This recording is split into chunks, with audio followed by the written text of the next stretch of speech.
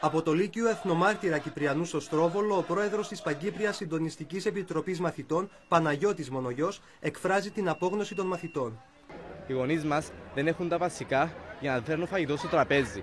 Οι μισθοί τους έχουν μειωθεί και αρκετοί έχουν μείνει άνεργοι. Και τώρα μας αναγκάζουν να πληρώνουμε 15 ευρώ για τη μεταφορά μας στο σχολείο. Στο πλευρό των μαθητών βρίσκονται και τα σύνολα των οργανωμένων γονέων.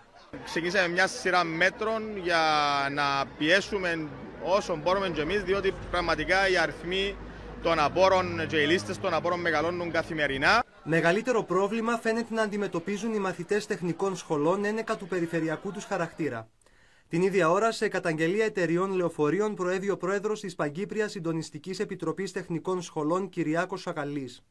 Θέλω να καταγγείλω ότι οι εταιρείες λεωφορείων σε αρκετές περιπτώσεις έβαλαν τους μαθητές μέσα δίχως να πληρώσουν και ενδιάμεσα της διαδρομής μπήκε ο ελεγχτής και τους ανάγκασε να πληρώσουν ή να κατεβούν.